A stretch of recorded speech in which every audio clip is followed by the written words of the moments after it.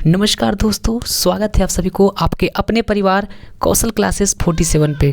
आज हम प्रश्नमाला 10A का क्वेश्चन नंबर 10 हल करने वाले हैं। ठीक है, तो चलिए क्वेश्चन पढ़ते हैं। बोलता है कि 10 पुस्तकों का क्रय मूल्य 9 पुस्तकों के विक्रय मूल्य के बराबर है, तो लाभ प्रतिशत ज्ञात कीजिए। एक बार फिर से पढ़ लेते हैं।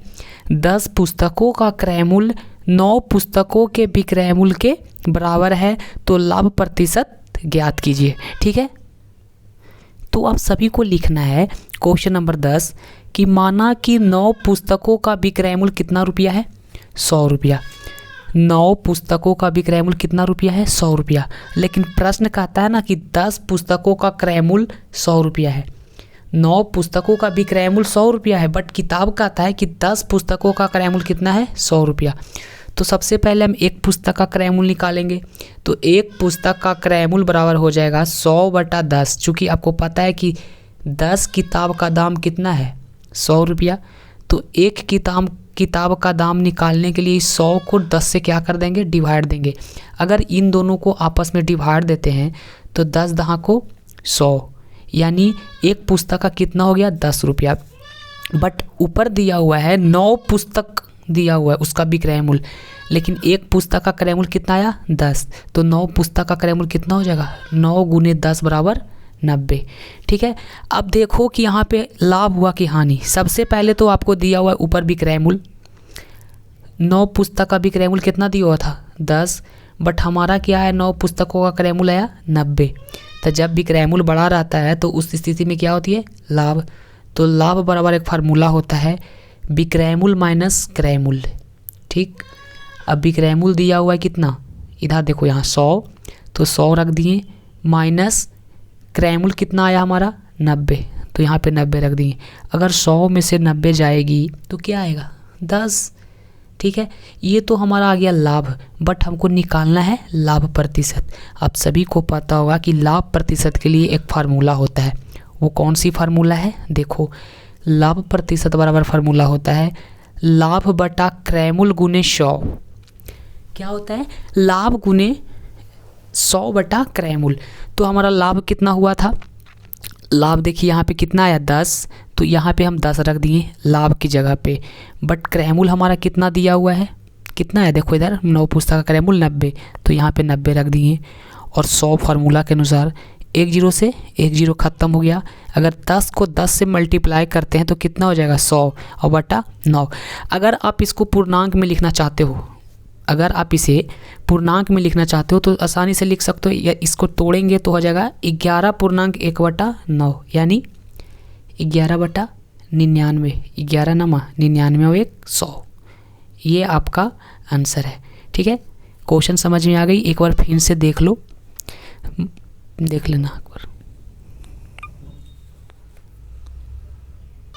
चलिए, तो क्वेश्चन नंबर अभी 11 सोल्व करते हैं। क्वेश्चन नंबर 11 जैसे 10 बनेगा ठीक उसी प्रकार से 11 बनेगा। ठीक है, क्वेश्चन बोलता है यदि 50 वस्तुओं का विक्रय मूल्य 51 वस्तुओं के क्रय मूल्य के बराबर है। 50 वस्तुओं का विक्रय मूल्य, जो 50 वस्तु हम बेचेंगे ना, वो 51 वस्तुओं के क्रय मूल्य के क्या हो जाएगा? आपका बराबर हो जाएगा। तो लाभ प्रतिशत ज्ञात कीजिए। चलिए इसको हल करते हैं। ठीक है, जैसे बोलता है इसको भी आप उसी प्रकार से बनाना है। जैसे देखो, माना कि 51 वस्तु का क्रय मूल्य कितना दिया हुआ है? 100 रुपया। लेकिन क्वेश्चन कहता है कि 50 वस्तुओं का विक्रय मूल्य 100 रुपया है। तो एक वस्तु का विक्रय मूल्य कितना हो जाएगा? 100/50। चूँकि आपको पता है कि 50 वस्तु का विक्रय मूल्य कितना है? 100 रुपया। तो एक के निकालने के लिए इस 100 में 50 से क्या कर दिया जाएगा? डिवाइड। तो अगर 50 दूनी 100, यानी एक वस्तु जो है वो कितना रुपया का है? 2 रुपया का है। लेकिन अब बोलता है कि पूरा वस्तु कितना था? इधर यहाँ पे फोकस करना है आपको कि पूरा वस्तु तो 51 है, यानी 51 है। तो 51 वस्तुओं का क्रय मूल्य 51 × 2 यानी 102 रुपया हो जाएगा। अब तो एक हो गया क्रय मूल्य और एक और क्या हो गया था? विक्रय मूल्य। I am sorry for that, but यहाँ पे विक्रय मूल्य है। I am sorry. 51 वस्तुओं का विक्रय मूल्य कितना हो गया? 102 रुपया। हमारा क्रय मूल्य कितना आया था? 100 रुपया। लाभ के लिए एक फार्मूला होता है विक्रयमूल्य बराबर विक्रयमूल्य माइनस क्रयमूल्य, 102 माइनस 100 बटा बराबर 2 आया।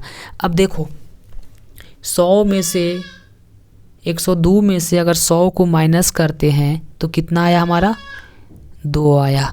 लेकिन यहाँ पर भी हमको परसेंटेज में निकाल करके चेक करना है, तो परसेंटेज के लिए फार्मूला होता है प्रतिशत लाभ के लिए। चलो यहाँ से मैं आपको सोल्व करके बतलाता हूँ, ठीक है।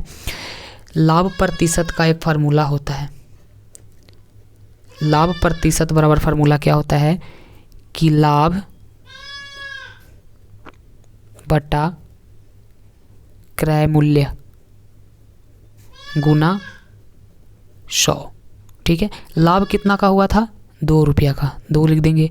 क्रय मूल्य कितना दिया हुआ है हमारा 100 और गुने 100। समझ में आई बातें।